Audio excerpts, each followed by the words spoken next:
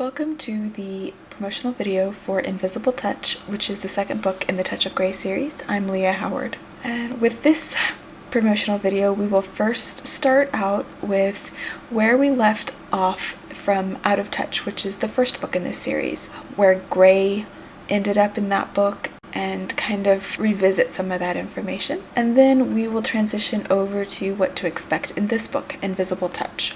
This promotional video was first recorded and released to my website almost a year ago, and I have since re-recorded the introduction slide to facilitate it being put on YouTube. Included in the video description will be links to purchase Invisible Touch from Amazon Kindle and Google Books, as well as links to my website and my Twitter. So if you'd like to, you can contact me. I do understand that this is not a sophisticated YouTube video, but hopefully the content will be intriguing enough for you to go ahead and like this video and delve into the world of Grey Graham. With that, we're going to start out with where we left off from the first book. So first up is where we left off with Grey from Out of Touch, the Touch of Grey Book 1. So in Out of Touch, we learn a little bit about Grey's police consultative role. And with that, we meet the head of the Psycept police, which is Liaison Lowell, and two detectives that Grey most often works with, that being Sully Randolph and Tammie. Liaison Lowell, the current head of the Psycept police, he is stepping down and will no longer be over the police. He is staying on with other Psycepts, but it's going to be for the civilian part, not the Psycepts that deal with police cases. So with this occurring, Sully and Tammie are actually being promoted to detective sergeant, and they will now help to oversee the unit, which means that Grey is no longer going to directly work with Sully or Tammie regarding individual Psycept cases. Also, with Liaison Lowell stepping down as head of the Psycept police, Sheriff Helke, which is Lowell's boss, Sheriff Helke is getting more involved with the Psycept police. He was over all police in the Albuquerque area of SWACon, so now he's going to more directly oversee the Psycept division, which he had left to Liaison Lowell to run. And with this, Sheriff Helke has also asked Grey to participate more in the Psycept community of Albuquerque, which is on the Southwestern Conservatorship Alliance, or most often called SWACon. At the end of Out of Touch, there were some police and military personnel from another conservatorship who had come to SWACon Albuquerque specifically to consult with Grey. They felt that she was one of the few Psycepts that would be able to aid in their endeavor of investigating an attempt at a border incursion from a foreign agent. So this kind of had the book end a little bit on an ominous note, in that there's this shadowy conspiracy that is infringing upon the GT, and Grey knows about it now, and there's a little bit of a mystery involved with that, and it is not resolved in Out of Touch. I will say that the second book, Invisible Touch, does not have much to do with the border incursion. However, this does rear its head in the third book in the series, which will be upcoming to be released in May of 2020. So that book is called Touch Too Much, and more information on that will be coming out in the early part of 2020. So next up, we'll talk about what is happening with Invisible Touch.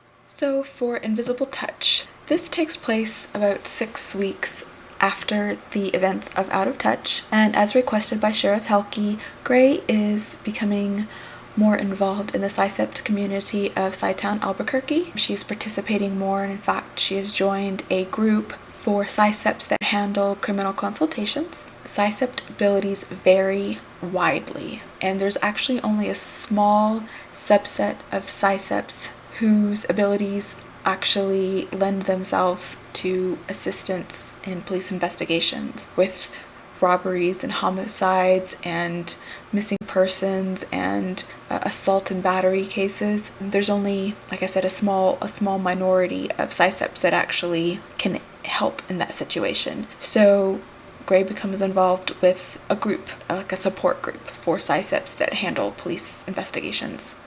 And then in addition, we get to see Gray and Wendy at a dreaded Psycept council meeting, dreaded by Psycepts, although we as the reader and the audience, hopefully I've kept up the entertainment value. It's kind of a popcorn fest of ridiculousness.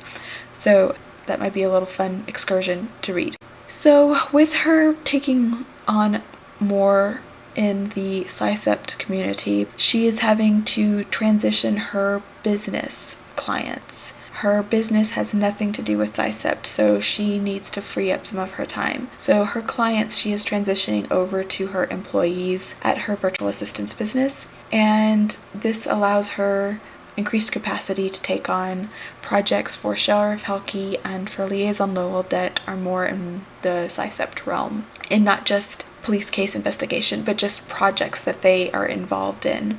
And we get to meet a new virtual assistant that the hiring of allows for more clients for her business, although she doesn't take them on. And this new virtual assistant is a pretty fun character, and he actually has an expanded role in some of the short stories that are taking place in the world of Touch of Grey. In fact, he shows up in the second short story that is going to be published in fall of 2020, so more on that closer to the publication date. But just know that he's not just there as a new employee for her business, he's going to have a different role in upcoming books. In addition to the new employee, we also get to meet in person Gray's siblings, her brother Kai and her sister Tommie. They actually come for a visit.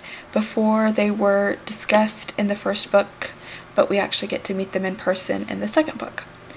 In addition, there's an expanded role for Wendy and for other characters in the world, including Sully and Tamaz. For Wendy, it's pretty interesting. She has kind of a bookend. She's at the beginning and the end, and it kind of sets up her own story that it takes place in a book called Wild and Wicked Ways, which was published in December of 2019. So that just came out.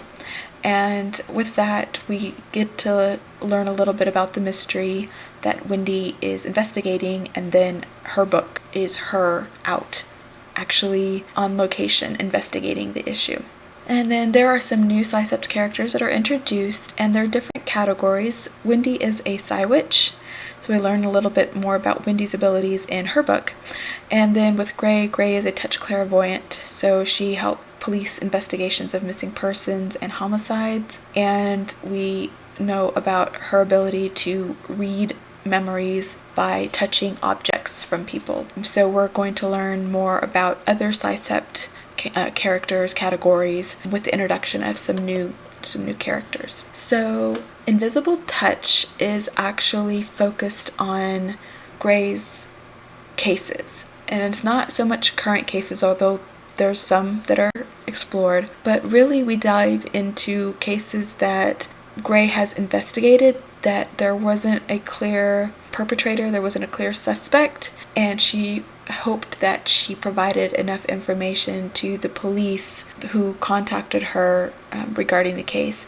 She hoped she provided enough information to capture the suspects. But if not, she did what she calls a touch marker, which basically allows her to follow up on cases.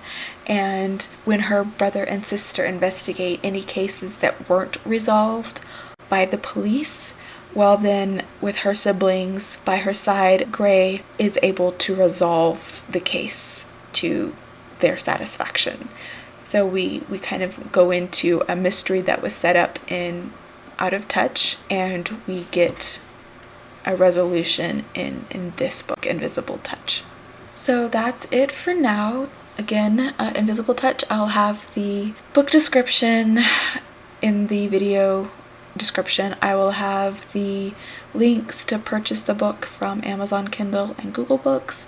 I will have a link to my website and my Twitter if you'd like to contact me. And again, hopefully the information provided in this video is intriguing enough that you would want to read more about it.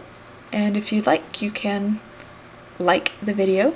And again, I'll have another informational promotional video for Wild and Wicked Ways up at the end of January. So thank you so much.